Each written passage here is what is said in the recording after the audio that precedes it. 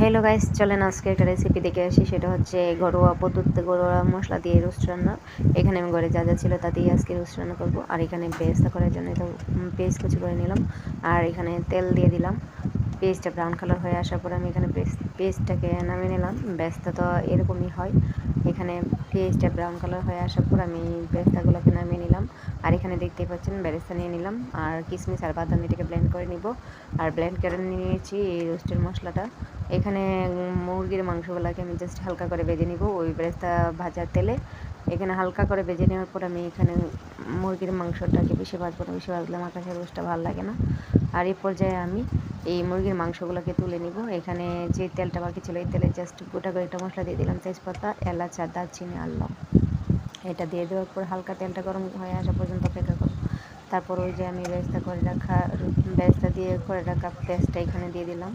এখানে পেস্টটা দিয়ে দেওয়ার পর এখানে পেস্টটাকে ভালোভাবে নেড়ে চেড়ে কষিয়ে নিব। এখানে পেস্টটাকে আমি ব্লেন্ডারটা ধুয়ে দিয়ে দিলাম। এখানে আমি হালকা গুঁড়ো মশলা দিয়ে দিলাম, একটু মরিচের গুঁড়া, একটু ধনে গুঁড়া, একটু জিরে গুঁড়া।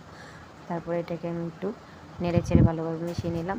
তারপরে এ পর্যায়ে দিয়ে দিলাম আমি একটু রোস্টের মশলা দিয়ে দেওয়ার পর এই মশলাটাকে আমি ভালোভাবে নেড়ে চেড়ে মিশিয়ে মিক্স করে ভালোভাবে একটু রান্না করব।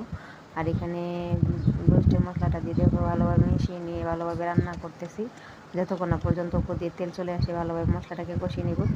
আর এইভাবে মিক্স করে নেওয়ার পর ভালোভাবে এই পর্যায়ে আমি একটু দেখতে পাচ্ছেন ভালোভাবে কষিয়ে নেওয়ার পর তেলটা কীভাবে উপরে চলে আসছে। তারপর আমি এখানে দিয়ে দেবো একটু গুঁড়ো দুধ। এই যে দেখতে পাচ্ছেন আমি গুঁড়ো দুধটা দিয়ে দিলাম। গুঁড়ো দুধ রোস্টের মধ্যে না দিলে আমার কাছে একদমই ভালো লাগে না। আর গুঁড়ো দুধটা দিলে গ্রেভিটা অনেক ভালো আসে, দেখতেও ভালো লাগে, খেতেও মজা লাগে। এখানে দিয়ে দিব আমি মাংসটা একটু মিশিয়ে নিলাম। ওই ক্লিপটা নিতে পারিনি, আমার ছেলে বিরক্ত করছিল। এখানে দিয়ে দিলাম আমি হচ্ছে লিকুইড দুধ ছিল, ওই দুধটা দিয়ে দিলাম। তারপর বেরেস্তা দিয়ে তারপর আমি ঝোল টোল দিয়ে কাঁচামরিচ দিয়ে এখানে একটু ঝোল দিলাম। তবে আমি ঝোলটা একদমই শুকিয়ে নিব রান্না করতে করতে। দেখেন আমার রোস্টটা কত সুন্দর হয়েছে। আর এই পর্যায়ে আমি কড়াইতে হালকা একটু পেঁয়াজ কুচি, একটু চিনি, এসবগুলো নিয়ে আমি একটু পোলাও রান্না করতেছি। আমার ছেলেটা একটু পোলাও পছন্দ করে, ঘরে চাল ছিল না, যেটুকু ছিল এইটুকু দিয়ে আমি আমার ছেলের জন্য পোলাও রান্না করলাম। এখানে দেখতেই পাচ্ছেন পোলাও চালটা আমি গরম তেলে ভালোভাবে ভেজে নিচ্ছি। ভালোভাবে ভেজে নিচ্ছি চালটা, এইখানে অনেক মজা হয় এই চালটা ভালোভাবে ভেজে নিলে।